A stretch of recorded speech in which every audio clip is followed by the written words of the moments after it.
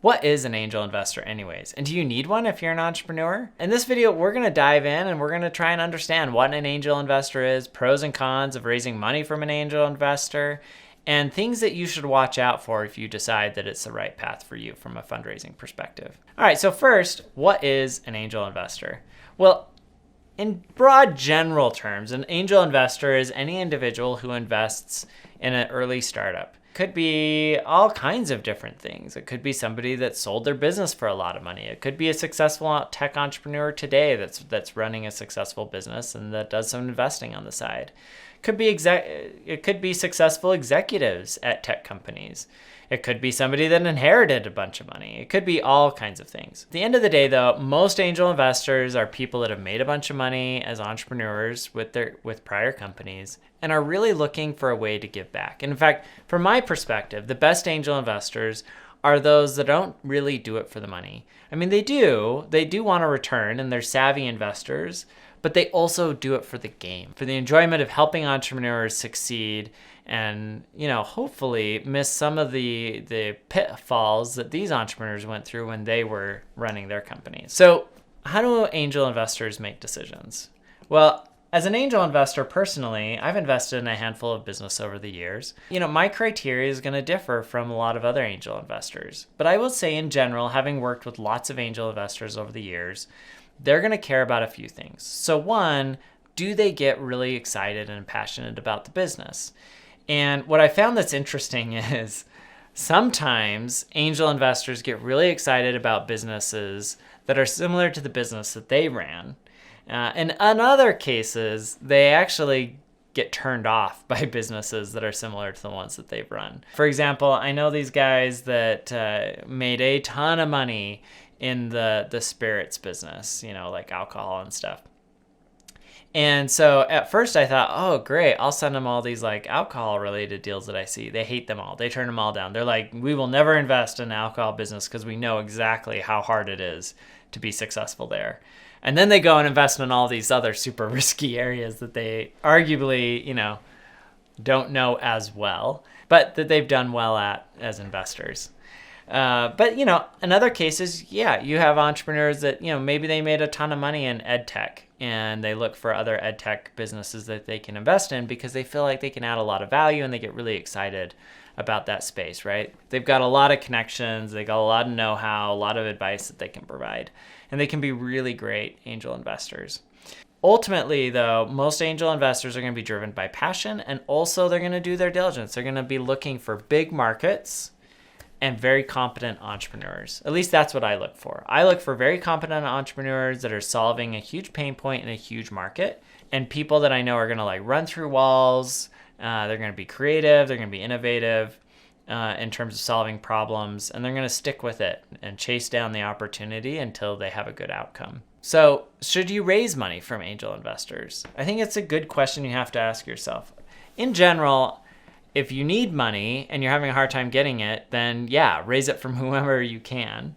Angel investors can be a great source of capital. Now, there are some pros and cons depending on who you raise from. Now, a good angel investor should be able to add real strong strategic value.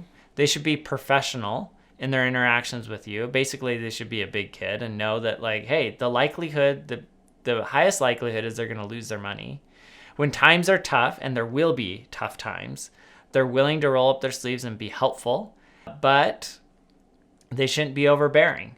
If you have an angel investor that wants to come in and basically run the business and tell you how to do it, then that's a recipe for disaster. Because most angels have been out of the game long enough that they don't know what they should be doing. They don't know your business as well as you know it.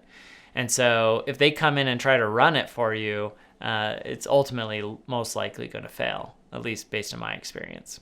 You also want angel investors that know what they're doing. They've done a bunch of these deals before. And so they know what the industry standards are. They know how to act appropriately with companies. That can be everything from, putting in provisions in their investment that give them special rights. Like I've seen deals where angels took advantage of entrepreneurs. They're like, hey, I want 30% of the business, but I also want you to pay me back the money. And so it's also a loan. That's not market. And that causes all kinds of all kinds of problems, especially when you want to raise money from venture capitalists later. I've seen instances too where maybe it's not financial, where the angel investor has sexually harassed employees of a business. And that can result in all kinds of problems. So, your angel investors can be really helpful, but also be very careful about the ones that you're bringing on to invest in your company. Do your due diligence on them. Talk to other founders that they've invested in. Ask them, hey, how does this person act around employees? What happens when things aren't going well? How does the angel investor interact with the company, and how are they helpful? Do they write more checks and invest more money in the company when things are tough? Do they roll up their sleeves and try to help find customers or employees or what have you? Or are they more, stand back, arm's length kind of partner? None of the, that's not necessarily a bad thing. Just, make sure you know what you're getting into and that it fits for your business and your personality. There are also some cons to having angel investors. For example, many times there's what are called party rounds, where lots of angels come together and they all throw in a little bit of money, but nobody really, is there holding the entrepreneur's feet to the fire and representing the angel investors, which might sound like great if you're in the entrepreneur. It's like, hey, like I've dispersed all of this power amongst this huge group, so they can't really come in and take my business or force me to do things.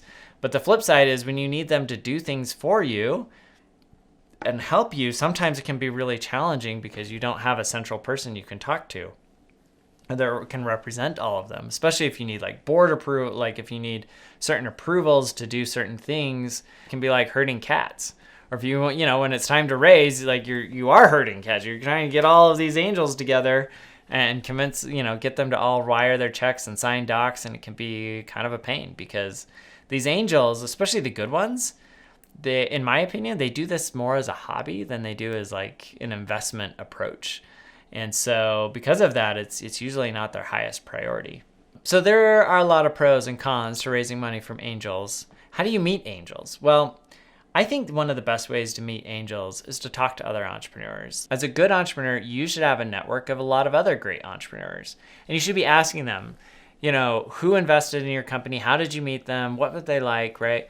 Good entrepreneurs, if they're excited about your business as well, they may invest as an angel, but they may also tell you hey, here are the 5 angels that have been phenomenal investors and supporters in our company. Here are 3 to stay away from, and then have them make introductions to those angels that you think would be a good fit. Honestly, I think that's probably one of the best ways. Other ways are looking for people that have either exited businesses or that are working at companies where you think they could add some strategic value, and finding a way to network into them and give them the pitch, right? One of the things that's great is that if you're a really early stage business, whether you're seed or pre-seed, you have the ability to sell this vision of what could be. And it can be a really compelling way to raise capital, because once you start generating revenue, all of a sudden vision becomes reality. And it may not look quite as pretty as you painted it when it was a vision. But when you can still paint that vision, you can get people really excited because they start envisioning their own vision of what this can be and getting excited and investing money.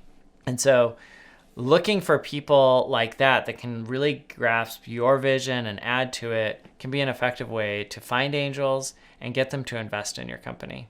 I think the last thing I would say too is that there's a lot of value in finding really great angels that have a great brand, because that can also add a lot of credibility. In venture capital, I hate to say it, but we're all kind of lemmings. If somebody else smart that we respect invests in a company, then we start to sit up a little straighter and say, I wonder what they saw that we didn't, or I wonder what they're seeing in this business. Maybe I want to invest too. And there are a lot of angels that have capitalized on their popularity and their brand as angel investors to raise funds through platforms like AngelList, where other smaller angels can put money alongside those bigger angels and they can write sizable checks. And by doing so, it solves some of the other issues that I mentioned earlier, where you don't have a central individual that you can go to. In those cases, you do, while still being able to tap into this broad network of angel investors. So highly recommend taking a look at AngelList as another, and other platforms similar to it, as another place to find angel investors for your business. And then of course, You should check out equity crowdfunding platforms like WeFunder, Republic, Start Engine, and so forth, as those are other places where you can tap into like micro angel investors who are writing much smaller checks, but still do it in a way that solves some of those other problems I mentioned earlier. If you've enjoyed this video, check out some of my others like how do investment banks make money in an IPO? Thanks.